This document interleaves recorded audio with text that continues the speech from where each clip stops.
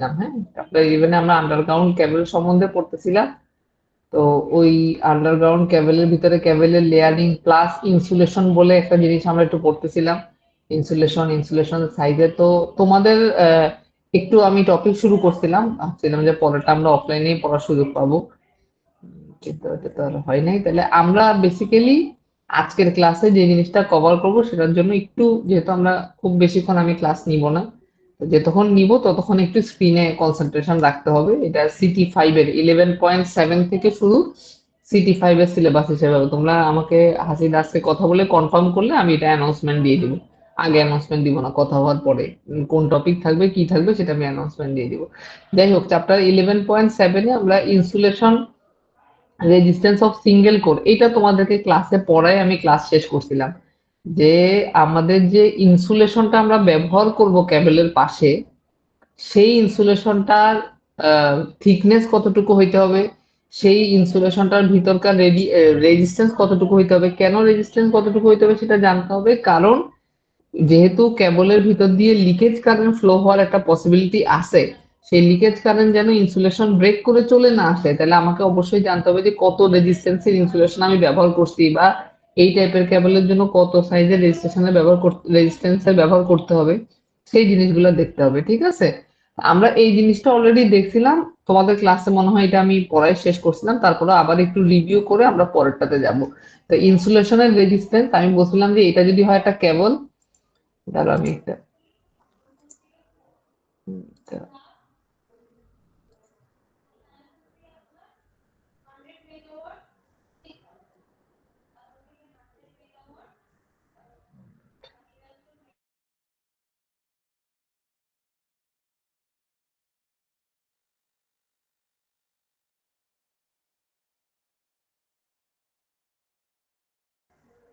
আচ্ছা, আমরা কেবল হিসেবে চিন্তা করছিলাম যে এইটা যদি হয় আমার কেবল, হ্যাঁ, এই আমার মনে করো কেবল, আর এর চারপাশে হচ্ছে এটা আমার ইনসুলেশন।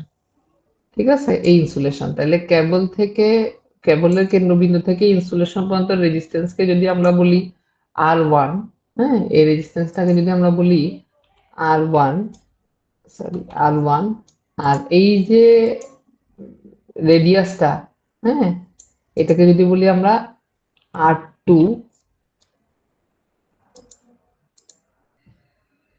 R2, ঠিক আছে, R1 এই জায়গাটা, এই রেডিয়াসটা হচ্ছে R1 আর এই রেডিয়াসটা হচ্ছে R2। তাহলে কেউ বলতে পারবে ইনসুলেশনের থিকনেসটা তাহলে কত হবে, কতটুকু থিকনেসের তাহলে ইনসুলেশন ব্যবহার করতে হবে, এটা কিভাবে পাবো? Ma'am R2 ma'am minus R2 R1 minus I1 R1 R2 minus R1, তার মানে আমাদের আলটিমেট টার্গেট কিন্তু, হ্যাঁ, ম্যাথ বা তার ডাটাটা সলভ করে, হ্যাঁ, আর ব্যবহার করা, বের করা, এবং ইনসুলেশনের থিকনেস R2 মাইনাস R1। সামনেও আমরা এরকম দুই চারটা জিনিস দেখবো, সেখানেও আমাদের আসলে টার্গেট এটাই, যে ইনসুলেশনের থিকনেসটা বের করা। তা আমরা যদি আবার একটু এখানে ব্যাক করি, একটু মানে পুরান কিছু আমাদের দেখা লাগবে, সেটা হচ্ছে যে এই যদি হয়, এই যেখানে লেখা আছে যে কন্ডাক্টরের রেডিয়াস হচ্ছে R1 আর ইনসুলেশনের রেজিস্ট্যান্স হচ্ছে R2, আর যদি আমরা ধরে নিই L লেন্থের একটা তার, আমি বলছিলাম যে পুরোটা হিসাব না করে আমরা এটার ভিতরে ছোট একটা অংশ dx নিলাম, যেটা কেন্দ্র থেকে x পরিমাণ ডিস্টেন্সে। তাহলে এটাকে যদি আমি একটা লম্বা তারের মতো চিন্তা করি, তাহলে এটার পরিধি হচ্ছে এটার দৈর্ঘ্য 2πx, হ্যাঁ, পরিধি হচ্ছে এটার দৈর্ঘ্য বা প্রস্থ, তুমি যেটাই বলো 2πx। আর কতটুকু বরাবর, পুরা লেন্থ বরাবর, তাহলে টোটাল এরিয়া কি হবে 2πxl, 2πxl। তাহলে আমরা আবার জানি, এটা তোমাদের ক্লাসে লাস্ট পড়ানো, তারপর আমি একটা রিভিউ করে দিচ্ছি। আমরা আবার জানি যে আর ইকুয়াল টু হচ্ছে রো, রোকে আমরা এইভাবে লিখলাম পি আকারে, R equal to rho L by A. ঠিক আছে কিনা, এটা হলো আমাদের রেজিস্ট্যান্স বের করার সূত্র, R equal to rho L by A. Rho হচ্ছে রিলেটিভ রেজিস্টিভিটি, এল হচ্ছে লেন্থ, আর এ হচ্ছে তোমার টোটাল এরিয়া। তাহলে এখানে যদি আসি, এর জায়গায় বসে গেল 2x, সরি এল এর জায়গায় বসে গেল 2x, আর এর জায়গায় হচ্ছে টোয়াইস বাই এল এক্স। তাহলে আমার ইনসুলেশনের রেজিস্ট্যান্স, ইনসুলেশন কতটুকু, R1 থেকে R2 পর্যন্ত, R1 থেকে R2 পর্যন্ত। তাহলে এটার ভিতরে যদি আমি ইন্টিগ্রেশন করি, বলছিলাম যে dx by x, 1 by x এ করলে হচ্ছে log e, বা তোমরা ডিরেক্ট ln x ও লিখতে পারো, ln x, এবং উপরের সীমা ডিভাইডেড বাই নিজের সীমা, তাহলে সেটা করলে R2 ডিভাইডেড বাই R1, এটা আমার লাস্ট পর্যন্ত দাঁড়ায়। তাহলে আমাকে যদি কোনো কন্ডাক্টরের রেডিয়াস বলে দেয় এবং ইনসুলেশনের থিকনেস, এই যে ইনসুলেশনের থিকনেস বলে দেয়, তাইলেও আমি R2 বের করতে পারবো, সেখান থেকে বাকি বের করে এখান থেকে ইনসুলেশনের রেজিস্ট্যান্স Rটা ডিরেক্ট সূত্র। এখানে এই চ্যাপ্টারে এখান থেকে শুরু করে সামনে যতগুলা ম্যাথ দেখবো প্রত্যেকটা ম্যাথে কিন্তু ডিরেক্ট সূত্র, কোনো এরকম না যে ওইটা বের করার জন্য আর কোনো কিছু, তোমার কাছে কি ডাটা অ্যাভেলেবেল আছে সেটা বসাই তুমি ডিরেক্ট। যেমন একটু আগে বলতেছিলাম যে R2 আর R1 এর দিয়ে তোমার কাছে কোশ্চেন আনতে পারে ইনসুলেশনের থিকনেস বের করো, তাহলে ইনসুলেশনের থিকনেস কি হবে R2 মাইনাস R1। তাহলে 11.1 আর 11.2 বোধহয় আমরা লাস্ট ক্লাসে দেখছিলাম নাকি, এতটুকু দেখছিলাম না তোমাদের শেষ ক্লাসে?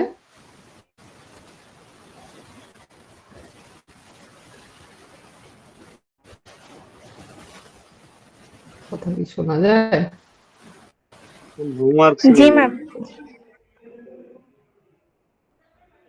আচ্ছা, এতটুকু তো কিন্তু দেখে রাখছিলাম আমরা, না তোমাদের যে ক্লাস ছিল রেজিস্ট্যান্সটা আমরা বের করে রাখছিলাম। তাহলে আমরা আজকে ওইভাবেই হচ্ছে ক্যাপাসিট্যান্স বের করব, একটু এদিকে কনসেন্ট্রেশন হালকা রাখতে হবে, যদিও সূত্রগুলো পুরান কিন্তু একটু রিভিউ করে আমাদের আলটিমেট যে জিনিসটা লাগবে সেই জায়গা পর্যন্ত একটু যাইতে হবে। হ্যাঁ, সেটা যাওয়ার জন্য আমরা যদি আস্তে আস্তে ইয়াগুলা দেখি, সেটা হচ্ছে এখানে কি বলছে দেখো, একটা সিঙ্গেল কোর কেবলের আছে সিলিন্ডার, ওটার 506 সেম, তো এখানে আর না লিখে D/2 আর বড় হাতের D/2, মানে মাঝখানে রেডিয়াস থাকে D/2 আর ইনসুলেশন সহ যে রেডিয়াসটা সেটাকে ক্যাপিটাল একটা D/2 দ্বারা বোঝাচ্ছে, ওই রেডিয়াসই আর কি। হ্যাঁ, আর না লিখে এখানে D/2 বলছে। সাধারণত যখন আমাকে একটা কেবল বলবে, আসলে কেবলের রেডিয়াস মানে কেবলের মাঝখান থেকে আমাকে যদি একটা কেবল মাপতে দেয়, আমার জন্য এটা মাপা সহজ। এই যে এই পয়েন্টটা থেকে, এই যে এই পয়েন্টটা থেকে এই পয়েন্ট, ঠিক আছে, এইটা মাপা সহজ। তো সাধারণত ডায়ামিটারটা বলা থাকে এত ডায়ামিটারের কেবল বা এত ডায়ামিটারের কেবল এভাবে করে বলা থাকে। তো আসলে এখন যে রেজিস্ট্যান্স না হয় বের করলাম, যে লিকেজ কারেন্ট যাতে বের না হইতে পারে বা কতটুকু লিকেজ কারেন্ট ওখান দিয়ে আটকাইতে পারবে সেটা জানার জন্য ইনসুলেশনের রেজিস্ট্যান্স জানা দরকার। তাহলে সেম কোশ্চেন আসতে পারে যে ইনসুলেশনের তাহলে ক্যাপাসিটেন্সটা জানা দরকার কেন? এখন সেটাও মানে সেটারও একটা মানে এই সেফটি টাইপেরই ব্যাখ্যা আছে। সেটা হচ্ছে যে আমরা জানি যে যখন কোনো জায়গা দিয়ে কারেন্ট ফ্লো হবে, লিকেজ কারেন্ট তো হবেই, কিন্তু এত যে হাই কারেন্ট যাচ্ছে তার চারপাশে কিন্তু একটা ইলেকট্রিক্যাল ফিল্ডও তৈরি হবে। এখন এই যে ইলেকট্রিক্যাল ফিল্ড তৈরি হবে, এটা যেন কেবল থেকে কেবলের বাইরে না চলে আসে, ওখানেই সীমাবদ্ধ থাকে, তাহলে তার চারপাশে একটা ইনসুলেশন ব্যবহার করতে হবে, তাহলে সেই ইনসুলেশনের একটা ক্যাপাসিটেন্সও কিন্তু থাকবে। ঠিক আছে, হাসিব কি আজকে রেকর্ডিং করতেছো?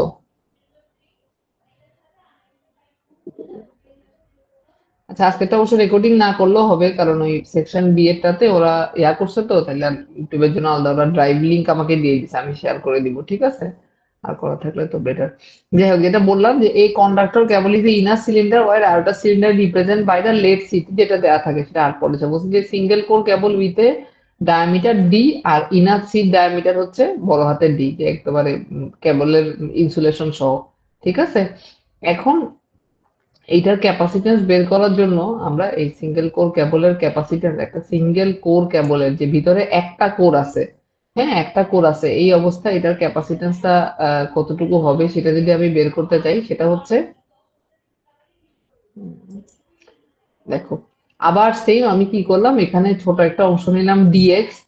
ঠিক আছে, তাহলে তার এরিয়াটা কি হবে, এখানে আবার কি করলাম, পুরা লেন্থ এলটা এখানে হিসাব না করে প্রথমে লেন্থ শুধু 1 মিটার হিসাব করলাম। ঠিক আছে, লেন্থটা শুধু 1 মিটার হিসাব করলাম, তাহলে টোয়াইস পাই এক্স, তার সাথে এই যে 1 মিটার গুণ করলে পুরাটা যে একটা সিলিন্ডার আকৃতির যে স্ট্রাকচারটা তৈরি হবে, সেই স্ট্রাকচারটার আমি এরিয়া পেয়ে গেলাম টোয়াইস পাই এক্স। এখন আমরা কিছু জিনিস একটু বের করব, কেন বের করবো সেটা একটু পরে বুঝবো, বাট কিছু টার্ম বের করবো। প্রথমে আসো এই যে ইলেকট্রিক ফ্লাক্স ইন্টেন্সিটি। হুম যখনই এই যে বললাম কোন তারের ভিতর দিয়ে কারেন্ট যাবে, তাহলে তার চারপাশে কিন্তু একটা ইলেকট্রিক ফিল্ড তৈরি হবে, ম্যাগনেটিক ফিল্ড তো তৈরি হবে, তার চারপাশে কিন্তু একটা ইলেকট্রিক ফিল্ডও তৈরি হবে। ঠিক আছে, তাহলে এই ইলেকট্রিক ফিল্ড কতটুকু এরিয়া জুড়ে আছে, একটা ইলেকট্রিক ফিল্ড কতটুকু এরিয়া জুড়ে আছে, তাহলে সেই এরিয়া দিয়ে যদি ভাগ করে দেই, ওই চার্জটা সেই এরিয়া দিয়ে যদি ভাগ করে দেই, তাহলে তোমার কি হবে, ওই জায়গায় ফ্লাক্সের ডেনসিটিটা চলে আসবে। তাহলে আমাদের ওখানে মনে করো কিউ পরিমাণ চার্জ আছে, আর এরিয়া আছে হচ্ছে একটু আগে বের করলাম টোয়াইস পাই এক্স, তাহলে ফ্লাক্স ডেনসিটি হবে কি charge divided by area Q by A. Charge divided by area, মানে একটা নির্দিষ্ট চার্জ পরিমাণ চার্জ কতটুকু এরিয়ায় আছে, তাহলে সেই চার্জকে যদি তুমি এরিয়া দিয়ে ভাগ করে দাও তাহলে তোমার ওই জায়গাটার কি হবে, ফ্লাক্স ডেন্সিটি চলে আসবে। কেন বের করছি এটা একটু পরে বুঝবো। আচ্ছা, এরপর আসো ইলেকট্রিক ইন্টেন্সিটি। আচ্ছা, কোথাও ফ্লাক্স আছে, আমি যদি একদম বাংলা ভাষায় বোঝাবার চেষ্টা করি, কোথাও ফ্লাক্স আছে, সেই ফ্লাক্সটার ইম্প্যাক্ট তুমি কতটুকু ফিল করো, সেটাই হচ্ছে তার ইলেকট্রিক ইন্টেন্সিটি। তোমার কোথাও একটা চার্জ আছে, তাহলে সেই চার্জ যদি থাকে তাহলে তার চারপাশে ইলেকট্রিক ফিল্ড বা আমরা বলি রেখা যেটাকে বলি, বলি রেখা, ইলেকট্রিক ফিল্ড তৈরি হবে। এখন কোন একটা ইলেকট্রিক ফিল্ড আছে, তুমি কতটুকু ফিল করবা ওই ইলেকট্রিক ফিল্ডের ইম্প্যাক্ট, তাকে বলা হয় কি ইলেকট্রিক ইন্টেন্সিটি। হ্যাঁ, এখন তুমি কতটুকু ফিল করবে এটা নির্ভর করবে ওই ইলেকট্রিক ফিল্ডটা কোন মাধ্যমে, মানে কোন মানে চার্জটা যদি বাতাসের মধ্যে থাকে তাহলে তুমি এক ধরনের ফিল করবা, চার্জটা যদি অয়েলের ভিতর থাকে তাহলে তুমি এক ধরনের ফিল করবা, চার্জটা যদি তুলার ভিতরে থাকে তাহলে তুমি, তার মানে কোন ম্যাটেরিয়ালের ভিতরে ওই চার্জটা আছে তার উপর নির্ভর করবে যে তার ইলেকট্রিক ফিল্ড কেমন হবে এবং তুমি তার সেটা কি পরিমাণ ইম্প্যাক্ট ফিল করবা। তাহলে দেখো এই যে electrical intensity dx divided by epsilon, আমার ধারণা এই এপসাইলনটা মনে হয় তোমাদের মনে আছে, মোস্ট অফ দ্যাদের এপসাইলনটাকে আমরা বলি পারমিটিভিটি। কোন একটা জায়গায় আসলে আবার ওই যে বললাম বাংলা ভাষা যদি বুঝাইতে চাই, কারেন্ট ফ্লো এর বাধাটা যে দেয় তাকে বলা হয় রেজিস্ট্যান্স, তাহলে সেম। হ্যাঁ, চার্জের যে কি পরিমাণ চার্জ ওখানে ডিসপার্স হইতে পারবে, ঠিক আছে, সেটা যেই টার্মের উপর নির্ভর করে সেটাই হচ্ছে তোমার এপসাইলন বা পারমিটিভিটি। ডাইইলেকট্রিক স্ট্রেংথ বলা হয় যে চার্জের যেই ইলেকট্রিক ফিল্ড আছে সেটা কোন একটা ইনসুলেটরের ডাইইলেকট্রিক ফিল্ড বেশি হওয়া লাগবে, তার মানে সে বেশি ইলেকট্রিক চার্জের ইলেকট্রিক ফিল্ড কি করতে পারবে, সহ্য করতে পারবে, ব্রেকডাউন হয়ে যাবে না, সহ্য করতে পারবে, ব্রেকডাউন হয়ে যাবে না। আচ্ছা, এখানে এই জায়গাটা একটু স্টপ করে, আমি জানি না যেহেতু আমরা একটু ম্যাথমেটিক্যাল টার্ম পড়াচ্ছি, তোমাদের মাথায় আসতে পারে যে এত কমপ্লেক্স ইকুয়েশন, মানে কমপ্লেক্স বললেও ভুল হবে, ইকুয়েশন গুলো আমাদের আগের পড়া, কিন্তু এইভাবে করে কেন আমরা দেখতেছি, কেন দেখতেছি সেটা আসলে আগে একটু জেনে নেই তারপরে দেখব। এখানে লিখছে দেখো, এই যে it may be noted that maximum stress is an important consideration to design of a cable. তুমি যখনই একটা কেবল ডিজাইন করবা সেই কেবলের ইনসুলেশনটার কতটুকু স্ট্রেস নিতে পারে, তার কতটুকু ক্যাপাসিটেন্স আছে, তার কতটুকু রেজিস্ট্যান্স আছে, সেটা দিয়ে বোঝা যাবে যে ইনসুলেশনটা কতটুকু স্ট্রেস, এই যে তারের ভিতর দিয়ে যে কারেন্ট যাচ্ছে তার কারণে ম্যাগনেটিক ফিল্ড তৈরি হচ্ছে, ইলেকট্রিক ফিল্ড তৈরি হচ্ছে, এটার কতটুকু স্ট্রেস সে নিতে পারে। এই হিসাব জানাটা সবচেয়ে বেশি জরুরি, কারণ যতক্ষণ পর্যন্ত তুমি প্রপার ইনসুলেশন সেট করতে পারবা না ততক্ষণ পর্যন্ত তোমার কেবলে কারেন্ট গেলেও তো তুমি সেটাকে কি করতে পারবে না, অ্যাজ এ ট্রান্সমিশন কাজে ব্যবহার করতে পারবা না। এবং বলছে যে তুমি যদি যত মানে যতটুকু স্ট্রেস সে নিতে পারে সেইভাবে যদি তুমি ডিজাইন না করতে পারো তাহলে অবশ্যই সেখানে কি হয়ে যাবে, আদারওয়াইজ ব্রেকডাউন অফ কেবল। হ্যাঁ, ইনসুলেশন ব্রেকডাউন হয়ে যাবে, তার শর্ট সার্কিট হয়ে যাবে, এবং আমরা তো জানি যে শর্ট সার্কিট হয়ে গেলে কি সমস্যা, অনেকগুলা কেবল একসাথে যাচ্ছে, কোনো কারণে যদি তাদের ইনসুলেশন ফেলিউর করে সবচেয়ে বড় সমস্যা হয়ে যাবে যে দুইটা তার হয়ে যাবে শর্ট, আর দুইটা তার শর্ট হয়ে যাওয়া মানেই ওভার কারেন্ট ফ্লো হবে, ওভার কারেন্ট ফ্লো হওয়া মানেই ওভার হিট হবে, ওভার হিট হওয়া মানেই সেখানে আগুন লেগে যাবে। তাহলে প্রপার ইনসুলেশন চুজ করা, যে ইনসুলেশনের থিকনেস কতটুকু হবে, সি এর মান কতটুকু হবে, আর এর মান কতটুকু হবে, এটা প্রপার যারা ডিজাইন করে তাদেরকে এগুলো প্রপার ক্যালকুলেশন করতে হয়, নাহলে ইনসুলেশন যদি সেম যত মাপের দরকার সেই মাপের রেডি না করা থাকে তাহলে অবশ্যই ব্রেকডাউন হবে এবং সেখানে শর্ট সার্কিট হওয়ার পসিবিলিটি থাকবে। এই কারণেই আমরা এত কষ্ট করে কিভাবে বের করতে হয় সেটা শেখার চেষ্টা করতেছি, ঠিক আছে, যেগুলো অলমোস্ট মোস্ট অফ দা সূত্রে আমাদের আগের জানা, জাস্ট একটু ভাগে ভাগে দেখতে হবে। যাই হোক, আবার যদি ব্যাক করি তাহলে প্রথমে আমরা ইলেকট্রিক ফ্লাক্স ডেনসিটি বের করলাম। ফ্লাক্স ডেনসিটি কি, যে কোন একটা চার্জ থাকলে তার চারপাশে ওই মানে পার এরিয়ায় ওই চার্জের যেই ফিল্ড তৈরি হবে সেই ফিল্ডের পরিমাণ, তাহলে ইলেকট্রিক ফ্লাক্স ডেনসিটি।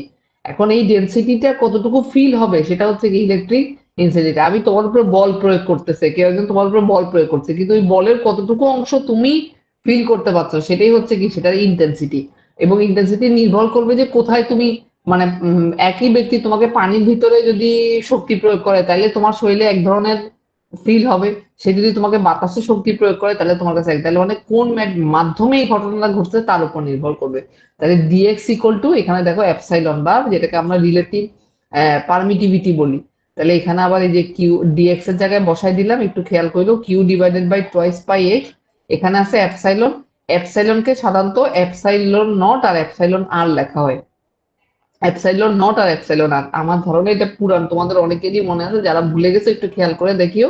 পারমিটিভিটি এপসাইলনকে এপসাইলন নট, এপসাইলন নট আবার কি, এই যে ফ্রি স্পেসের মানে খালি জায়গার পারমিটিভিটি। খালি জায়গার পারমিটিভিটি কত, 8.854 into 10⁻⁻12 faraday per metre. Faraday per metre, ঠিক আছে, 8.854 ইন্টু 10⁻⁻12 ফ্যারাডে পার মিটার। আর সবসময় তাকে এই রিলেটিভ দিয়ে গুণ করতে হয় কেন, কারণ কোন জায়গার পারমিটিভিটি তোমাকে ডিরেক্ট বলে দিবে না, সব সময় বলে দিবে রিলেটিভ পারমিটিভিটি। রিলেটিভ পারমিটিভিটি মানে কি, যে তোমাকে যদি বলে যে তেলের ডাইলেকট্রিক স্টেট কত, সেটা সবসময় বলা থাকবে যে তেলের রিলেটিভ পারমিটিভিটি 1.5। এই কথাটার মানে হচ্ছে শূন্য স্থানের 1.5 গুণ, শূন্য স্থানের 1.5 গুণ। তোমাকে যদি বলা হয় যে কাচের কাচের পারমিটিভিটি কত, তাহলে ডিরেক্ট না বলে তোমাকে বলে দিবে যে কাচের রিলেটিভ পারমিটিভিটি 0.25। এর মানে কি, ফ্রি স্পেসের যে পারমিটিভিটি তার সাথে 0.25 গুণ করলে তুমি কাচের পারমিটিভিটি পাবা। তাহলে এখানে যে এপসাইলন বসাইতে হবে সেটা আসলে বসাইতে হবে কি, এপসাইলন নট ফ্রি স্পেস তার সাথে এপসাইলন আর, যে মিডিয়াম সেই মিডিয়ামের রিলেটিভ পারমিটিভিটি। এখন আমরা বের করব আরেকটা টার্ম, সেটা হচ্ছে ভি।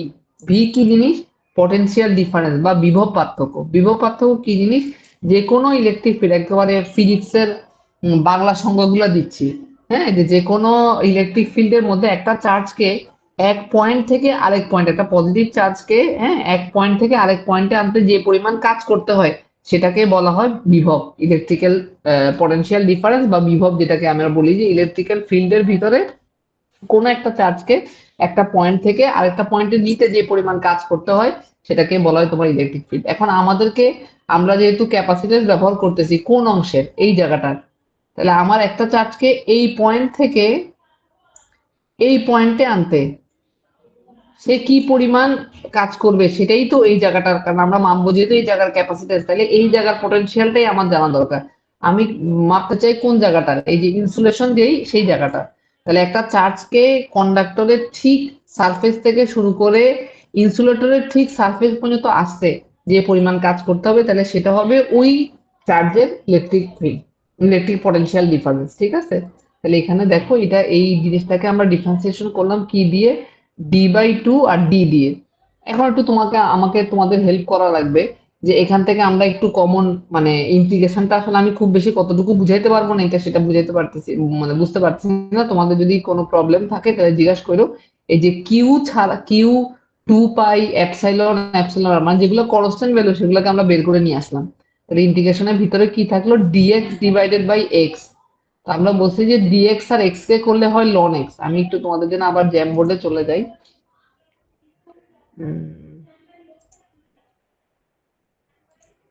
দেখি কতটুকু লিখতে পারি।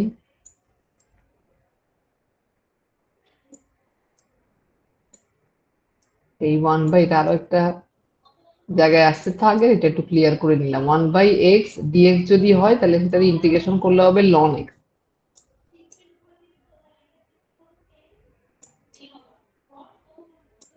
Loan x.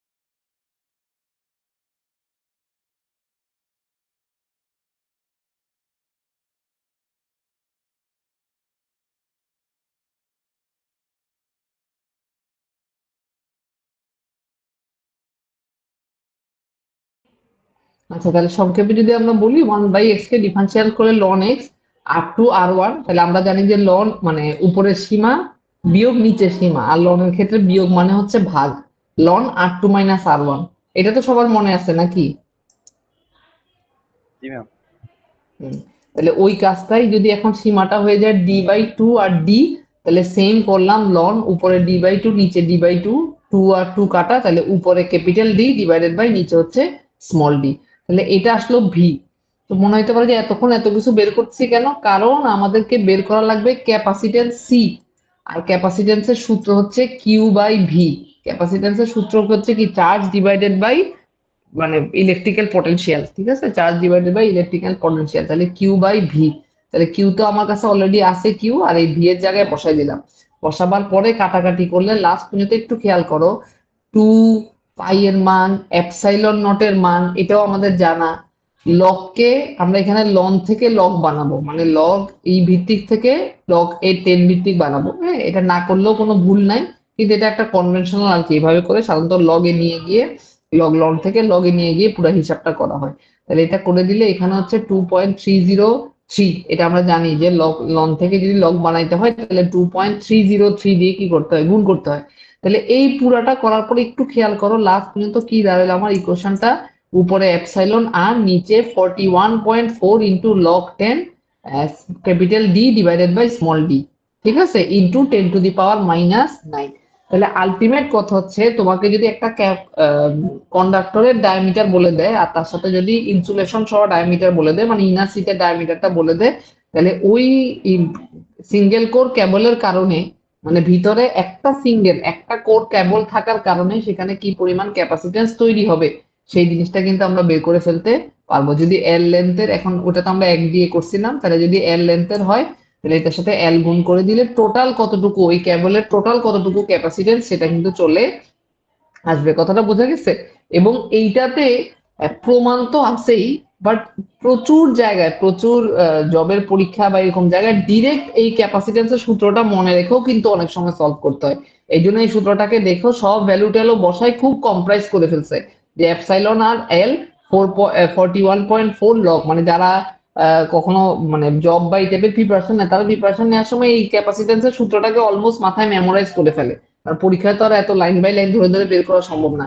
এপসাইলন আর এল 41.4, কারণ প্রচুর জায়গায় এরকম বলে দেয় যে একটা সিঙ্গেল কোর কেবল যাচ্ছে, তার ডায়ামিটার এমন, তাহলে ওই সিঙ্গেল কোর কন্ডাক্টরের ভিতর দিয়ে কারেন্ট যাওয়ার কারণে ওই কেবলের ভিতরে কতটুকু ক্যাপাসিটেন্স তৈরি হবে। কারণ আমরা ট্রান্সমিশন লাইন ডিজাইনেও দেখছি ক্যাপাসিটেন্সের ব্যাপার আছে, আর একটু আগে তো দেখলামই যে ইনসুলেশন ব্রেকডাউন হওয়ার জন্য আমাকে অবশ্যই জানতে হবে যে ওখানে কতটুকু ইনসুলেটর যে আমি বানাবো তার কতটুকু থিকনেস আমাকে রাখা লাগবে ওই ক্যাপাসিটেন্সের সাপেক্ষে, ঠিক আছে। তো এইটার আন্ডারও একটু নোট, যারা নোট ডাউন করছো তারা নোট ডাউন করে রাখো, এই যে 41.4, 41.5, আমি খুব বেশি বলতেছি না, কারণ এইগুলাতে দেখো ডিরেক্ট ডাটা দেওয়া থাকবে, ডিরেক্ট তুমি সূত্র নিবা সেখানে ভ্যালু বসাই দিবা। সেম এখানে দেখো ডিরেক্ট বসাই দেওয়ার পরে, হ্যাঁ, যে বসাই দেওয়ার পরে যখন সি বের করা হয়েছে, সি বের করার পর সেখান থেকে আরেকটা টার্ম বের করছে, চার্জিং কারেন্ট, ওই যে ক্যাপাসিটেন্সটা বের হয়েছে তাহলে সেখানে কতটুকু, মানে সিস্টেমের ভিতরে ওই ক্যাপাসিটেন্স থাকার কারণে কতটুকু কারেন্ট হবে। তো এটা তো আমরা আগেই জানি যে কোনো ক্যাপাসিটরের ভিতরে কারেন্টের সূত্র হচ্ছে সেই ক্যাপাসিটর বরাবর ভোল্টেজ ডিভাইডেড বাই তার ইম্পিডেন্স, ঠিক আছে, তার ইম্পিডেন্স। তাহলে এটা করে আমরা ওই ক্যাপাসিটেন্স, কেবলের ভিতরের ক্যাপাসিটেন্স কত সেটাও বের করতে পারবো, এবং সেই ক্যাপাসিটেন্স থেকে তোমার আলাদা কি হবে সেটাও কিন্তু বের করতে পারবো। কিন্তু ডাটাগুলো একটু কি করতে হবে, আস্তে আস্তে করে ধরে ধরে ধরে ধরে চেক করে করে দেখতে হবে। আমার কথাটা কি বুঝাতে পারছি? হ্যাঁ, তো এইটা কিন্তু তোমার হিসাব করেও দেখতে হবে। এবং যেটা আমি বলতে চাচ্ছি যে এখানে হিসাব নিকাশে অনেক বেশি আদার টার্ম নাই, ডিরেক্ট সূত্রে বসানো।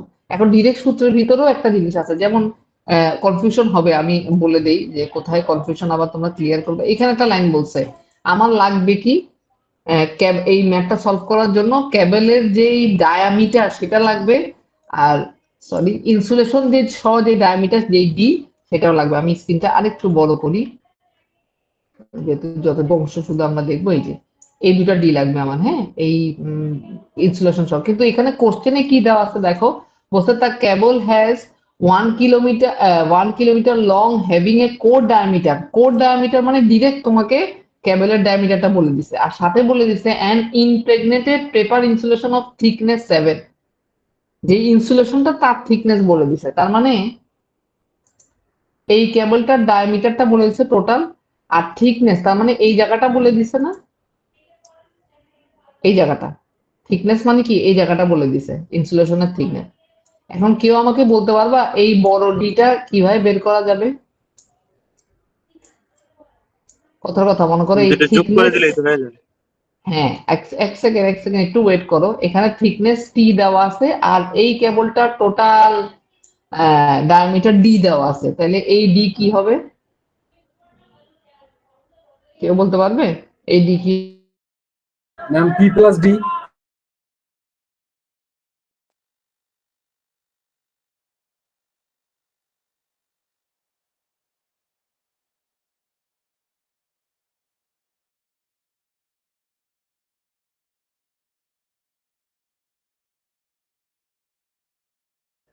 আর একটু দেখো, আর কারো কোনো মত আছে? কোনো কোনো পয়েন্ট কি মিস করতেছো কিনা? ছোট হিসাব কিন্তু।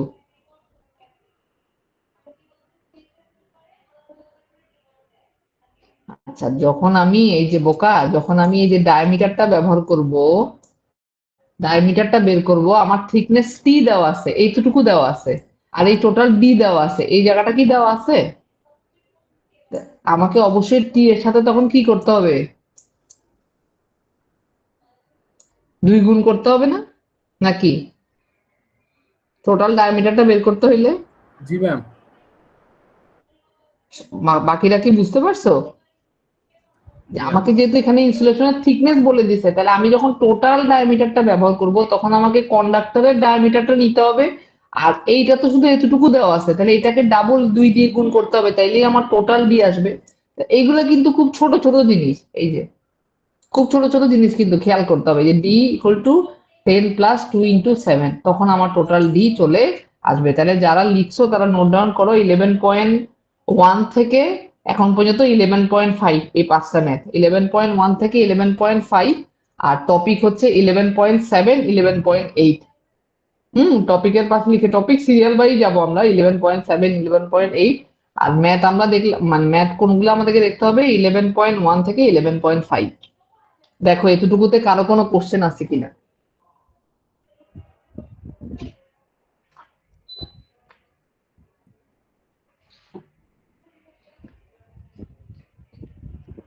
কারো যদি কোনো কোশ্চেন না থাকে তাহলে আমরা এখন নেক্সট আরেকটা জিনিস বের করার জন্য যাব, সেটা হচ্ছে ডাইইলেকট্রিক স্ট্রেস। ডাইইলেকট্রিক স্ট্রেস, আচ্ছা এটা কি জিনিস? এটাও তোমার প্রথমে তো এতক্ষণ পর্যন্ত যে আর আর সি, এই দুটা জিনিস বের করলাম, এই দুইটা জিনিস কিরকম বের করলাম, যে আমার ইনসুলেশন যে আমি লাগাবো সেই ইনসুলেশনটা যে অ্যাড হবে তার কারণে সেখানে কি পরিমাণ রেজিস্টিভিটি তৈরি হবে, যেটা লিকেজ কারেন্টকে আমার ব্লক করবে, আর ওই ইনসুলেশন লাগাবার কারণে টোটাল ক্যাবেলের মধ্যে আমার কি পরিমাণ ক্যাপাসিটেন্স তৈরি হবে সেটা আমরা একটু আগে দেখলাম। এখন আসো, এই যে বললাম ক্যাপাসিটেন্স আছে, রেজিস্ট্যান্স আছে, কিন্তু কন্ডাক্টরের ভিতর দিয়ে যাচ্ছে কারেন্ট, তাহলে সেই কারেন্টের যে ইম্প্যাক্টটা ইনসুলেশনের উপরে পড়বে সেটার একটা হিসাব আমাদের থাকা লাগবে, যে ওই পরিমাণ স্ট্রেসকেই আমার ইনসুলেটরকে নিতে হবে, যাতে হ্যাঁ এই আমার ইনসুলেশন কি না হয়, ব্রেকডাউন হয়ে কোনো রকম শর্ট সার্কিট না হয়। তাহলে এখানে দেখো যে ইনসুলেশনের ভিতরে যেই, এই যে under operating condition the insulation of A cable is subjected to A electrostatic force. স্বাভাবিক, একটা কারেন্ট যাচ্ছে, তাহলে অবশ্যই তার চারপাশে ইলেকট্রিক ফিল্ড তৈরি হবে, একটা ইলেকট্রিক ফিল্ড তৈরি হবে। কারেন্ট যাচ্ছে কথাটা আমি এইভাবে না বলে যদি বলি যে কারেন্ট যাওয়া মানে কি, চার্জ ফ্লো হওয়া, আর যেখানেই চার্জ আসছে সেখানেই সেই চার্জ তার চারপাশে একটা ইলেকট্রিক ফিল্ড তৈরি করবে, চৌম্বকের মতো। হুম যেখানেই চার্জ আছে সে কি করবে, তার চারপাশে একটা ইলেকট্রিক ফিল্ড তৈরি করবে। এখন এই ইলেকট্রিক ফিল্ডের কারণে ওই ইনসুলেশনের যে কোনো পয়েন্ট ধরলে সেই পয়েন্টের উপরে কতটুকু ইলেকট্রিক্যাল ইন্টেন্সিটি সে ফিল করবে সেটাকেই একটা নাম দেওয়া হয়েছে, যাকে বলা হয় পটেনশিয়াল গ্রেডিয়েন্ট। তাকে বলা হয় কি, পটেনশিয়াল গ্রেডিয়েন্ট। আমি যদি আবার একটু এখানে যাই, কি বললাম, যে আমার কাছে একটা কেবল আছে, এই হলো আমার কেবল, যার ভিতর দিয়ে কারেন্ট যাচ্ছে, এই হচ্ছে আমার ইনসুলেশন। এখন তা কারেন্ট যাচ্ছে মানে কি, এখানে চার্জ আছে, চার্জ আছে মানে তার চারপাশে অবশ্যই কি আছে, ইলেকট্রিক ফিল্ড তৈরি হয়ে আছে। এখন এই ইলেকট্রিক ফিল্ডের কারণে এই ইনসুলেশনের যে কোনো পয়েন্ট যদি আমি নেই, সেই পয়েন্টের উপরে ওই ইলেকট্রিক ফিল্ডের কি পরিমাণ প্রভাব আছে সেটাকেই নাম দিয়ে বলা হয় পটেনশিয়াল গ্রেডিয়েন্ট। সেটাকেই বলা হয় কি, পটেনশিয়াল গ্রেডিয়েন্ট। তো এই যে বললাম যে কতটুকু ইন্টেন্সিটি, সেটাই হবে কি পটেনশিয়াল গ্রেডিয়েন্ট। তা আমরা কিন্তু অলরেডি ইন্টেন্সিটি বের করছি, ইএক্স ডিভাইডেড বাই এপসাইলন, সেখান থেকে আবার আসছিল Q equal to twice pi epsilon naught r. D divided by epsilon. আরেকবার একটু মনে করাই দিয়ে, আগেই দেখছিলাম আমরা এই সূত্রটা। এই যে EX equal to DX by epsilon, DX equal to আবার Q divided by twice pi X epsilon, এপসাইলনকে আবার লেখা যায় এপসাইলন নট এপসাইলন নট, তাহলে সেখানে ই চলে আসে। তাহলে ওই যে বললাম কতটুকু ইন্টেন্সিটি হবে সেটাই যে কোনো পয়েন্টে, যে কোনো এক্স মিটার দূরত্ব যদি আমি একটা পয়েন্ট নেই, সেই পয়েন্টে যেই শক্তিটা ফিল হবে, যেই মানে যেই স্ট্রেন্থটা ফিল হবে, সেটাই হচ্ছে কি আমার ইলেকট্রিক ইন্টেন্সিটি। তাহলে এই যে নতুন যে টার্মটা আমরা শিখলাম পটেনশিয়াল গ্রেডিয়েন্ট, সেই জি কে বলতে পারি কি ই এক্স এর সমান। তাহলে জি ইকুয়াল টু ই এক্স, এখান থেকে জি বের করলো, তা সেই জি থেকে আবার ভি এর সূত্র আমরা একটু আগে, ভি এর সূত্রটা আমরা একটু আগে দেখে আসছি, Q twice pi epsilon naught log d by d. এই একটু আগে আমরা কিউ কে রিপ্লেস করছিলাম ভি এর মান বসায়, এখন আমরা এখানে যে কিউ সেটাকে রিপ্লেস মানে এইখানে যে কিউ আছে তাকে আলাদা করে সেখানে সেটাকে রিপ্লেস করে দিব। যেখানে কিউ আছে এখানেও কিউ আছে, তাহলে আমরা এই কিউটাকে বের করে নিলাম, এখান থেকে ভি হিসাব করে নিলাম, লাস্ট পর্যন্ত জি বসাইলে এই পুরো টার্মটা চলে আসবে। মানে কিউ কে এখান থেকে কিউ চার্জ কিউ বের করে নিয়ে এখানে যে ভি থাকবে সেই জিনিসটা এখানে বসাই দিলাম। এটা কি আমি ক্লিয়ার করতে পারছি? আমাদের যে পটেনশিয়াল ভি এর সূত্র আছে, হ্যাঁ, আচ্ছা প্রথমেই বলে দেই যে যেহেতু আমরা হয়তো সূত্রগুলো একেবারে লাইন টু লাইন না দেখে বই দেখতেছি বলে এখানে লাগছে, কিন্তু এটা তো বুঝতেছো যে কোনো নতুন যোগ বিয়োগ আমরা করতেছি না, আগে যে জানা সূত্রগুলো সেগুলোকে বসায়, সেখান থেকে আমার যে টার্মটা লাগবে সেই টার্মটাকে বের করে একটা ইকুয়েশন দ্বারা করাবার চেষ্টা করতেছি। কেন দ্বারা করাবার চেষ্টা করছি তারও ব্যাখ্যা আছে।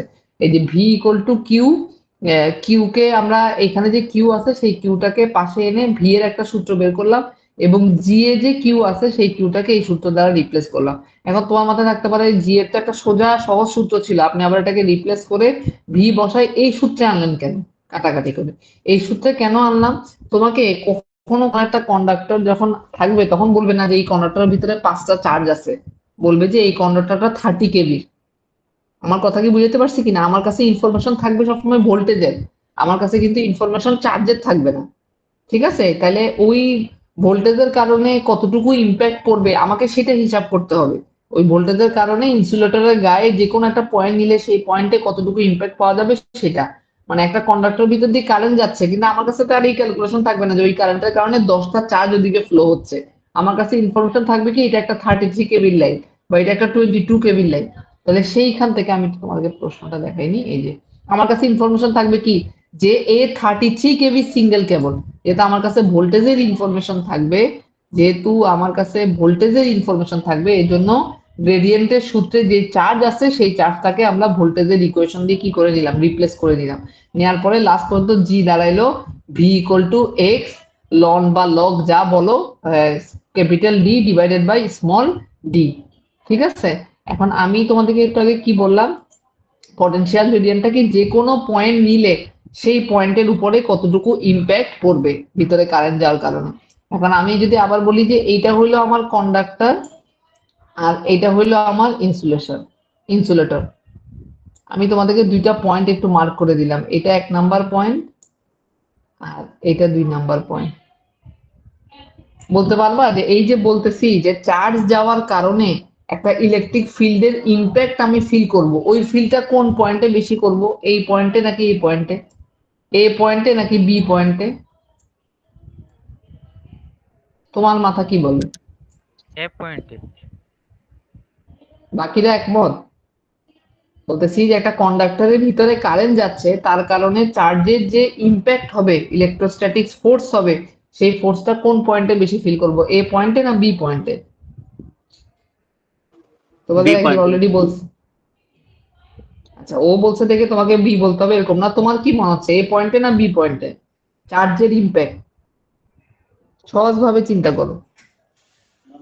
ম্যাম চার্জ তো সবসময় একটা স্কিন ইফেক্টের মধ্যে ইয়া করবে না ম্যাম, মানে ইলেকট্রো চার্জ গুলো তো সবসময় বি পয়েন্টে ম্যাম। বি পয়েন্টে তো বেশি হবে ম্যাম, লাস্ট ইয়াতে স্কিন ইফেক্টের কারণে ম্যাম। দুইটা আবার গোলাই ফেললে তো হবে না, দুইটা কি গোলাই ফেললে হবে? স্কিন ইফেক্ট কি ছিল, কন্ডাক্টরের ভিতরে, এটা যদি শুধু ইনসুলেশনকে বাদ দাও, কন্ডাক্টরের ভিতরে চার্জরা এই জায়গার বদলে এই জায়গায় থাকতে চায় বেশি, তাই তো? এটাই তো ছিল স্কিন ইফেক্ট। জি ম্যাম। তো চার্জ যদি সব কন্ডাক্টরের সারফেসেই থাকতে চায়, তাইলে তুমি ইলেকট্রোস্ট্যাটিক ইয়াটা কোথায় ফিল করবা, এই জায়গাতে নাকি এই জায়গাতে? এই পয়েন্টেই হচ্ছে ম্যাম। এ পয়েন্টে, তাই না? যেটা আকরাম বললো মনে হয়, ঠিক না? জি ম্যাম। যে আমি স্কিন ইফেক্ট কি, কন্ডাক্টরের ভিতরে চার্জরা ভিতরে মানে সেন্টার পয়েন্টের থেকে সারফেসে বেশি থাকতে চায়। এখন যেহেতু কন্ডাক্টরের সব চার্জরা সারফেসে বেশি থাকতে চায়, তাহলে কন্ডাক্টরের সারফেসের সাথে ইনসুলেশনের যে অংশটা লাগানো সেখানে ইলেকট্রোস্ট্যাটিক ফিল্ড বেশি ফিল হবে। আর যত ইনসুলেশনের বডি মানে কন্ডাক্টরের বডি থেকে আস্তে আস্তে দূরের দিকে যাব তত কম ফিল হবে, ঠিক কিনা? জি ম্যাম। ক্লিয়ার সবার? আশা করি সবার ক্লিয়ার। আমি আবার বলতেছি যে যেহেতু তোমাদের ফ্রেন্ডই একটা ভালো কনসেপ্ট মনে করাই দিল যে ম্যাডাম স্কিন ইফেক্টটা, হ্যাঁ স্কিন ইফেক্টটা কিন্তু কন্ডাক্টরের, নট উইথ ইনসুলেটরের। স্কিন ইফেক্টটা কি কন্ডাক্টরের, যে একটা কন্ডাক্টরের ভিতরে চার্জ সবসময় কি থাকতে চায়, কন্ডাক্টরের সারফেস বরাবর থাকতে চায়। এখন যেহেতু সব চার্জ কন্ডাক্টরের সারফেস বরাবর থাকতে চায়, তাহলে সারফেসের সাথে ইনসুলেটরের যে অংশটা লাগানো সেখানে সবচেয়ে বেশি পটেনশিয়াল গ্রেডিয়েন্ট ফিল হবে, যত দূরে যাব তত কম ফিল হবে। তার মানে এই পয়েন্টটাকে আমরা বলতে পারি কি d/2 ডিস্টেন্স, আর বি পয়েন্টটাকে আমরা বলতে পারি কি বড় হাতে মানে ক্যাপিটাল লেটার d/2 ডিস্টেন্স, ঠিক কিনা? তাহলে স্মল d/2 ডিস্টেন্সে হচ্ছে সবচেয়ে বেশি ফিল হবে, আর ক্যাপিটাল d/2 ডিস্টেন্স হচ্ছে কম ফিল হবে। তাহলে ওইটারই ম্যাক্সিমাম আর মিনিমাম তোমরা একটু ক্লিয়ার করে দিলা, তাহলে ওটাই বের করলাম। তাহলে এই যে এক্স এর মান যখন স্মল d/2 তখন কি হবে, পটেনশিয়াল গ্রেডিয়েন্টের মান ম্যাক্সিমাম, ঠিক আছে কিনা? এটা কিন্তু একটু ফোকাস করতে বলছি, এটা কিন্তু একটা প্রুভ লাইন যে পটেনশিয়াল গ্রেডিয়েন্টস এর মান varies inversely as a distance of x, মানে ইনসুলেটরের বডি থেকে যত তুমি কন্ডাক্টরের বডি থেকে যত ইনসুলেশনের শেষ প্রান্তে যাবা তত পটেনশিয়াল গ্রেডিয়েন্টের মান ইনভার্সলি তার মানে কমতে থাকবে। তার মানে ম্যাক্সিমাম হবে হচ্ছে তোমার সারফেস মানে কন্ডাক্টরের গায়ে বা d/2 তে, আর মিনিমাম হবে হচ্ছে কি ইনসুলেটরের সারফেসে, এই যে সিটের সারফেসে যে তুমি লেডের যে আবরণটা বসাইছো সেই আবরণের সারফেসে হচ্ছে কি সবচেয়ে কম ফিল হবে। তাহলে আমরা এক্স এর জায়গায় যদি ছোট হাতের d/2 এই যে স্মল লেটার d/2 বসাই দিই, তাহলে ম্যাক্সিমাম পটেনশিয়াল গ্রেডিয়েন্টের মানটা পাবো। আর এক্স এর জায়গায় যদি ক্যাপিটাল লেটার d/2 বসাই দিই তাহলে মিনিমাম গ্রেডিয়েন্টের পাবো। তাহলে এটা কিন্তু এই যে এখন যেটা পড়লাম 11.9, এটা কিন্তু একটু আগে যেটা বললাম যে একটু আগে যে দুটো টপিক পড়লাম সেটা যদি থিওরিটিক্যাল প্রুফ তোমার নাও জানা থাকে, ডিরেক্ট সূত্রটা মাথায় থাকলেও তোমার কাজ হবে, কারণ সাধারণত ডিরেক্ট সূত্রটা ব্যবহার করেই ওখান থেকে ম্যাথ সলভ হয়।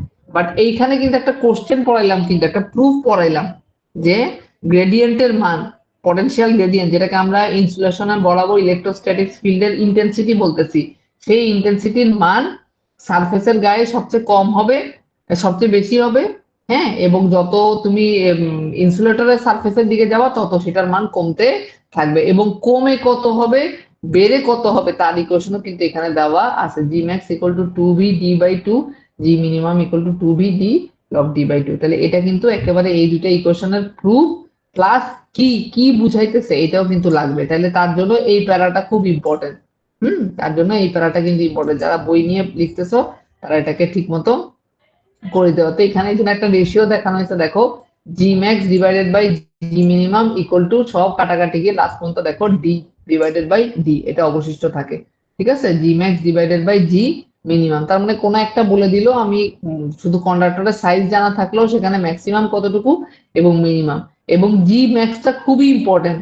জি ম্যাক্স এর ক্যালকুলেশনটা খুবই ইম্পর্টেন্ট, দেখবা যে মোস্ট অফ দ্য অংশে জি ম্যাক্সটা আগে বের করতে বলবে। জি ম্যাক্স এর ক্যালকুলেশনটা মোস্ট ইম্পর্টেন্ট, কারণ জি ম্যাক্সটা আমার জানাই থাকা লাগবে, কারণ জি ম্যাক্স যতটুকু এই যে 47.61 কিলো ভোল্ট পার সেন্টিমিটার, খেয়াল করো 47.61 কিলো ভোল্ট পার সেন্টিমিটার, তাহলে একটা ইনসুলেটরের প্রত্যেক সেন্টিমিটারকে, হ্যাঁ একটা 33 কেভির লাইন যদি হয়, অবস্থা বুঝো, একটা 33 কেভির লাইন যদি হয় সেই লাইনকে 47.61 কিলো ভোল্ট পরিমাণ স্ট্রেস কি করতে হবে, পার সেন্টিমিটার স্ট্রেস নিতে হবে। তাহলে এই স্ট্রেস নিতে পারে এইভাবেই সে তাকে কি করতে হবে, তার থিকনেস এবং তার ডিজাইন রেডি করতে হবে, নাহলে ব্রেকডাউন হয়ে যাবে। ওটা তো আমরা বলি যে কারেন্ট যতটুকু যাবে তার প্রায় 1.5 গুণ পরিমাণ, কারেন্ট যতটুকু যাবে তার প্রায় 1.5 গুণ পরিমাণ সহ্য করতে পারে, এভাবে করে কি করতে হয়, অয়েলের ইনসুলেশন বানাইতে হয়। একটা তারে যে পরিমাণ কারেন্ট যাবে তার থেকে 1.5 গুণ বেশি কারেন্ট আসলেও যেন সে সহ্য করতে পারে, এইরকম হিসাব করে কি করা হয়, ইনসুলেশন তৈরি করা হয়। ঠিক আছে, তোমরা আমার ধারণা সার্ভিস ডিজাইন যে কোর্সটা, সেই কোর্সটাতেও পড়ছো। ঠিক আছে, তাহলে এখান থেকে 11.7 আর 11.8 এই দুটো একটু দেখে নিবা। হ্যাঁ, 11.7 আর 11.8 ডিরেক্ট সূত্রের ভিতরে বর্ণনা। 11.7 আর 11.8, হ্যাঁ, এই দুইটা। আচ্ছা, লাস্ট যে টপিকটা দেখে আমরা আজকের ক্লাসের ক্লোজিং করব সেটা হচ্ছে most economical conductor size in cable. এই যে বলতেছি থিকনেস এত হইতে হবে, এত হইতে হবে, এই থিকনেসের যে স্ক্রিন কি দেখা যায় না? স্ক্রিন কি দেখা যায়? জি ম্যাম। দেখা যায় ম্যাম। জি ম্যাম। না ম্যাম, স্ক্রিন দেখা যাচ্ছে না। দেখা যাচ্ছে ম্যাম। কি ব্যাপার, আমি তো কোনো কিছু অফ করি। এক সেকেন্ড দাঁড়াও তো, আমার এখান থেকে তো চলে গেলাম। দেখি।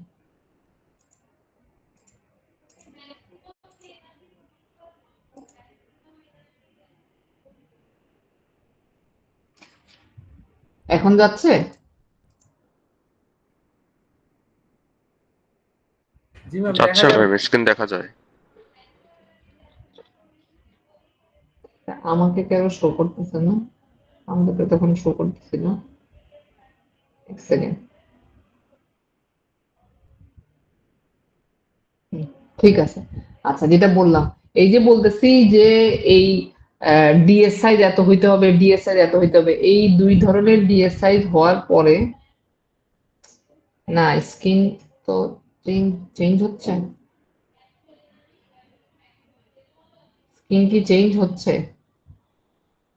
জি জি ম্যাম। ম্যাম। তোমরা এখন আমাকে কেন শো করতেছে না বারবার? আচ্ছা, দেখো, তবে তো এখানকার কোনো ইস্যু। আচ্ছা, most economical conductor size in cable, হ্যাঁ, এই ডি বা ডি এটার ইয়াটা তোমার একটু চেক করে দেখতে হবে সেটা। তো এটা বের করার জন্য ইয়াটা কি? আচ্ছা, ওটার জন্য আমরা একটা প্রসেস শিখবো, সেটা শিখে আজকে আমরা আমাদের ক্লাসের ক্লোজিংটা করব। যে এই যে বলছি যে dielectric strength of insulation should be more than the maximum stress, যেটা বললাম যে ম্যাক্সিমাম স্ট্রেসটা চেক করে তারপরে ইয়া করতে হবে। তো সেখান থেকে এই যে বলতেছি যে থিকনেস এত হবে, এত হবে, এটার মানে কথাটা কেমন? আবার একটু যদি ডায়াগ্রামে যাই, কন্ডাক্টর সাইজ তো আচ্ছা সাইজ হইলো, ইনসুলেশনের সাইজ তোমার সাইজ হইলো। এখন ইনসুলেশন তো মনে করো এতটুকু থেকে কম হইলে মনে করো স্ট্রেস মোটামুটি ইম্প্যাক্ট করবে, আবার এতটুকু বানাইতে পারি আমি চাইলে। হ্যাঁ, সেও আমার কি করতে পারে, স্ট্রেস নিতে পারবে। তাহলে কতটুকু থিকনেস নিলে সেটা আমার মোস্ট ইকোনমিক্যাল হবে, এই ডি/2 আর ডি/2 অবস্থাটা কেমন হইলে আমার মোস্ট ইকোনমিক্যাল হবে, সেই জিনিসটা একটু দেখবো। তো সেই জিনিসটা দেখতে গিয়ে দেখো, প্রথমেই দুটা জিনিস বলতেছে ওয়ার্কিং ভোল্টেজ আর internal sheath diameter D have to be kept fixed at a certain value due to design consideration. বলতেছে যে ওয়ার্কিং ভোল্টেজ যে ভি, এটার উপরে কিন্তু আমার কোনো হাত দেওয়ার সুযোগ নাই। ওয়ার্কিং ভোল্টেজ যে ভি বলতেছে, এটার উপরে কিন্তু আমার কোনো হাত দেওয়ার সুযোগ নেই, যে 33 কেভি লাইন মানে 33 কেভি লাইনই, এটা আমি আমার ইচ্ছা মতো কি করতে পারবো, চেঞ্জ করতে পারবো না। আবার একটা 33 কেভি লাইন কি পরিমাণ ইনসুলেশন নিতে পারে বা কি পরিমাণ লিকেজ কারেন্ট ওখানে হইতে পারে, তারও কিন্তু একটা ক্যালকুলেশন আছে।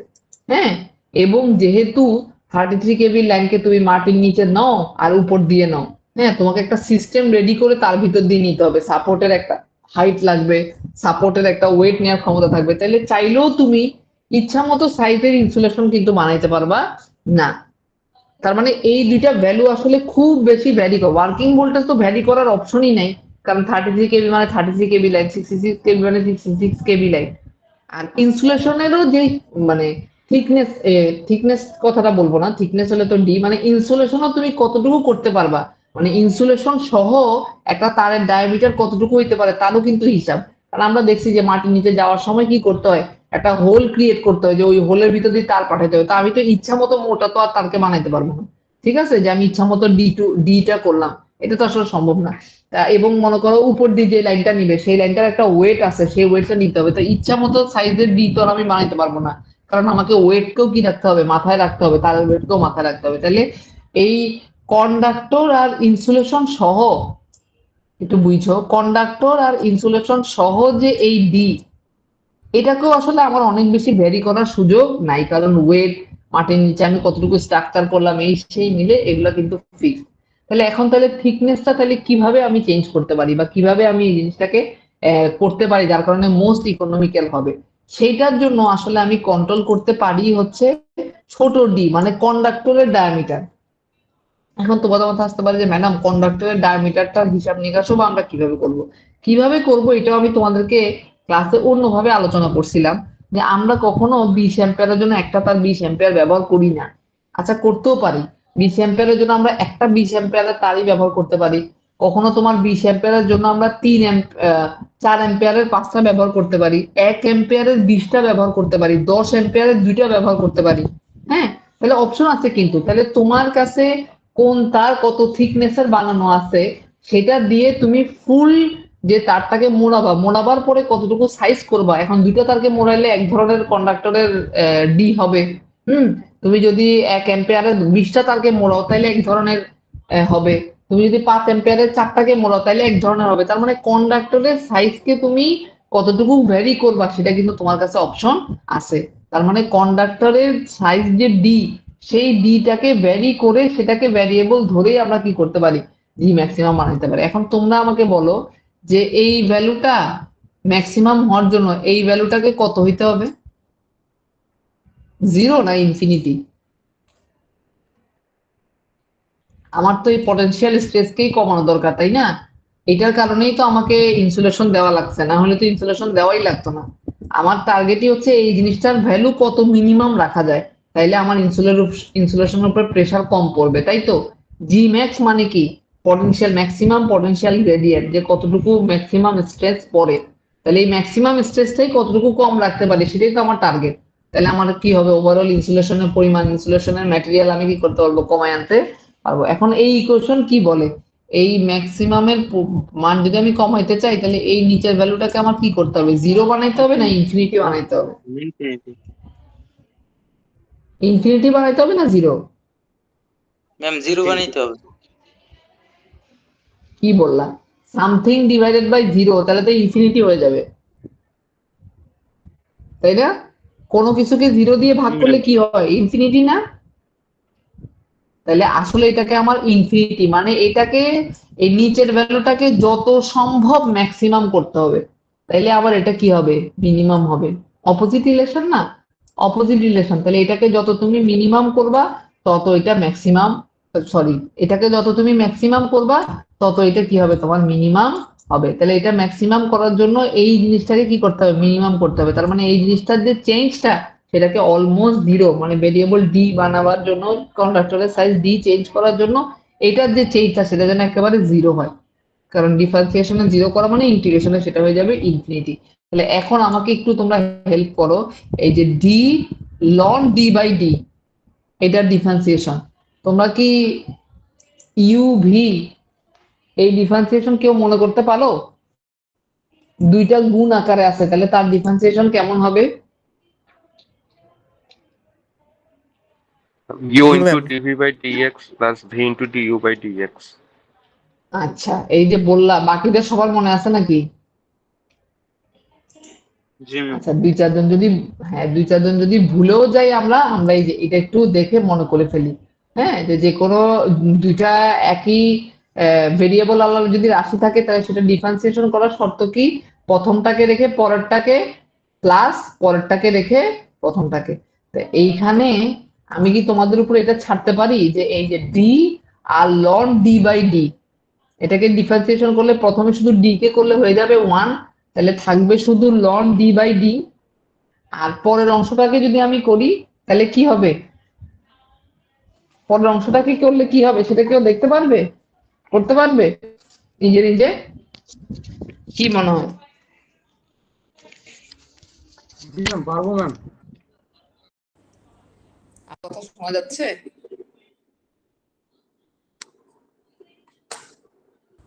জি ম্যাম।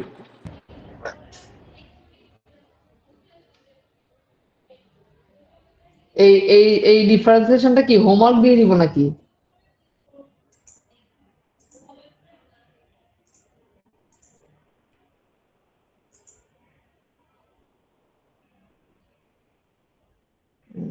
দেখি আমি একটু লেখার চেষ্টা করি।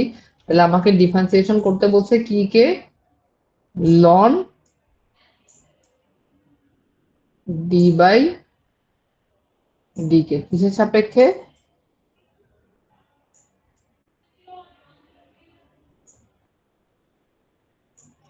লেখা কঠিন, তাও দেখি চেষ্টা করি। লন ডি বাই ডি সাপেক্ষে। আচ্ছা আমি তো ওয়ার্ডেই লিখতে পারতাম, এখানে লিখতে গেলাম কেন? আচ্ছা তাহলে এটাকে যদি ডিফারেন্সিয়েশন করি তাহলে কি হবে প্রথমে, তাহলে লন এটাকে যদি আমি এক্স ধরে নিই তাহলে 1/x, তাহলে 1/d/d। এটা যদি লন এক্স ধরে নিই তাহলে 1/x, লন এক্স কে ডিফারেন্সিয়েশন করলে 1/x, তাহলে 1/d/d ইনটু, যেহেতু এখানে d কমন, তাহলে মানে d হচ্ছে নন ভেরিয়েবল, তাহলে d কে d রাখলাম, আর 1 এটা যেহেতু x না 1/d, এটাকে করলে কি হবে, d কে করলে মাইনাস d মাইনাস 1 মাইনাস 1, তাহলে কি দাঁড়াইলো, উপরে d এখানে d into d into minus 1/d²।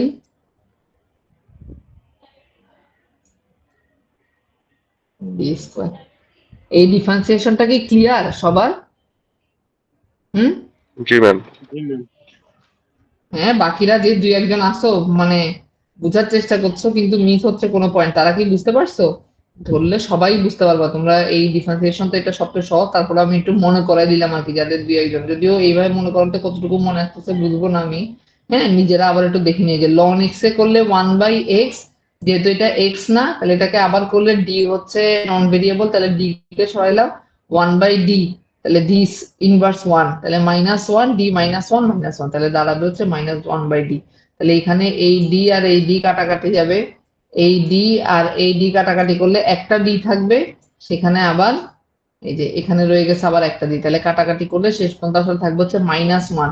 তাহলে লন d/d1, লন কে ওই পাশে নিয়ে গেলে ই মানে হচ্ছে 2.718, মানে ই এর ভ্যালু হচ্ছে মানে ই এর ভ্যালু মানে e⁻1 এর ভ্যালু হচ্ছে 2.781, তাহলে লাস্ট পর্যন্ত ইকুয়েশন দাঁড়াইলো হচ্ছে এটা, যে ডায়ামিটার d = d। তার মানে তুমি টোটাল কন্ডাক্টরের ডায়ামিটারের কে 2.718 দ্বারা ভাগ করলে তোমার মানে 33 কেবি লাইন বা 66 কেবি লাইন বা যে লাইন হোক, তার ওভারঅল যেই ডায়ামিটারটা হয় সেই ডায়ামিটারকে 2.7 দিয়ে ভাগ করে দিলে তোমার যতটুকু কন্ডাক্টর লাগবে তার ডায়ামিটার চলে আসবে। এখন ওটা তুমি 20টা তার দিয়ে মিলাবা না 2টা তার দিয়ে মিলাবা, এটা তোমার কাছে অ্যাভেলেবেল তার বা তাদের ডায়ামিটারটা কাছাকাছি যায় তার উপর নির্ভর করবে। তাহলে এটাও কিন্তু একটু দেখে নিও। হ্যাঁ, মোস্ট ইকোনমিক্যাল ডায়ামিটারের সাইজ বের করার প্রমাণটা, মোস্ট ইকোনমিক্যাল ডায়ামিটারের সাইজ বের করার ব্যাপারটা।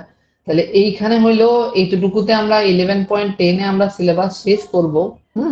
11.10 এ আমরা শেষ করব, তার সাথে এখন একটা ম্যাথ অ্যাড করে নিবা, সেটা হচ্ছে এই যে 11.10 এর আন্ডারের একটাই ম্যাথ দেখবা শুধু 11.10। ঠিক আছে, 11 কারণ আমি বারবারই বলছি এখানে প্রত্যেকটাতে শুধু সূত্র দিয়ে ম্যাথ বসাই দেওয়া, ঠিক আছে কিনা, সূত্র দিয়ে ম্যাথ বসাই দেওয়া। তাহলে 11.10, ঠিক আছে। এখন এই ম্যাথ গুলা এগুলা করবা, আর এই অংশটার উপরে তাহলে যদি একটা সিটি দিয়ে দাও তাহলে পড়াও হয়ে যাবে, নিজেরা আলোচনা করে বা গ্রুপ স্টাডি করে পড়াও হয়ে যাবে। আমি তো হোয়াটসঅ্যাপে অ্যাভেলেবল আছে, আমার সাথে মানে কথা বলে সলভ হয়ে যাবে। এখন বলো যে এই যে এটার উপর বৃহস্পতিবার দিন সিটি দিয়ে দিতে পারবা?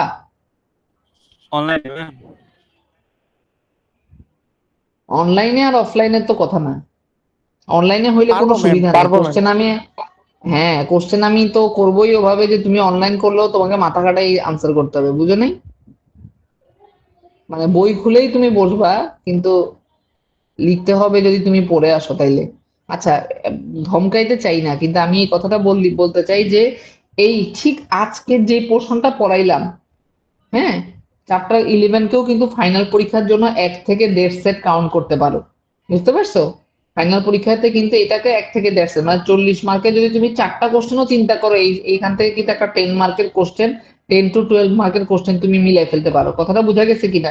তো এই অংশটা কিন্তু এই জন্য আমি একটা ক্লাস হোল্ডও করছিলাম তোমাদের। হ্যাঁ, দেখলাম যে তাহলে আর শেষ করা যাচ্ছে না, যদিও তোমাদের একটা ক্লাস আমি নিয়ে নিব, কোন সময় নিব, এটা অনলাইনে নিব নাকি অফলাইন দেখা হইলে মিলাবো, সেটা একটু আমি হাসিদের সাথে কথা বলে নিব।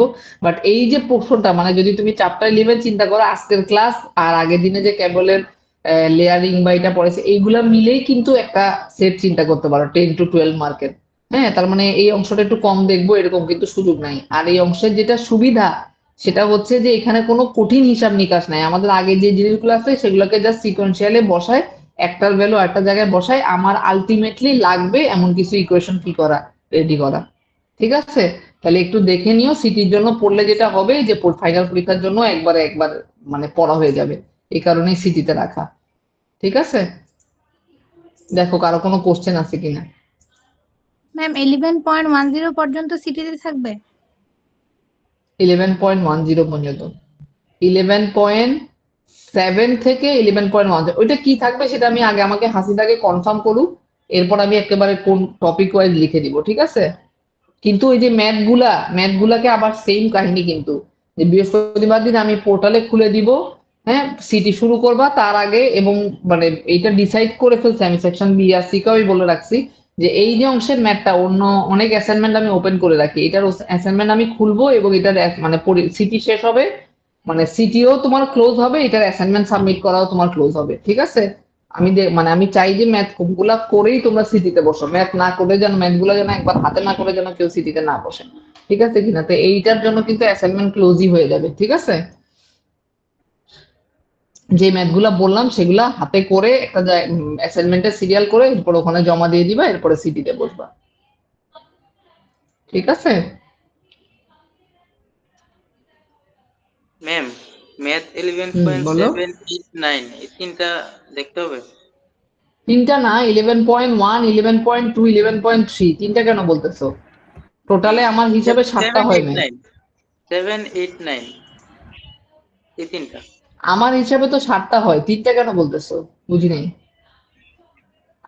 বুঝি আমি 11.1, 11.2, 11.3, 11.4, ঠিক আছে কিনা? 11.5, কয়টা হইলো? 5টা। ঠিক আছে, 6 তারপর আর হচ্ছে 10।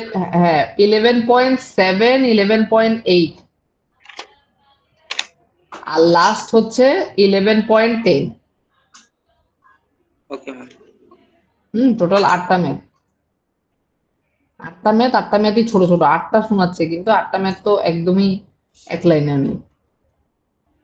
ম্যাথগুলা করবা, সিটি শেষ হবে, আমি অ্যাসাইনমেন্টের অপশন অফ করে দিব, যাতে পরীক্ষা দেওয়ার আগে, কারণ সিটি 4 আর 5 নিচ্ছি যাতে তুমি নাম্বার পাও, যদি সিটি দিয়ে নাম্বারই না পাও তাহলে তো আর নেওয়ার কোনো লাভ নেই। ম্যাম সিক্স চ্যাপ্টারের উপরে একটা লিখেছিলেন, ওইটা কি পড়ে নেবেন? হ্যাঁ অবশ্যই, ওইটা অফলাইনে নিব, যখনই নিব ডেট দিয়ে অফলাইনে নিব। ঠিক আছে, আচ্ছা ম্যাম, আচ্ছা। ওইটা অনলাইনে নেওয়া সম্ভব না, ওটা সিলেবাসটা অনলাইন নেয়ার মতো স্ট্যান্ডার্ডে তো দেয়া ছিল না, বুঝলে? আচ্ছা, সবাই একটু চ্যাট বক্সে নিজের আইডিটা জন্য প্রেজেন্ট লিখে রাখো, আমি যখন বলবো তখন শুধু প্রেজেন্টটা পোস্ট করে দিবা, কোনো মুখে যেন কোনো আওয়াজ না হয়। 1787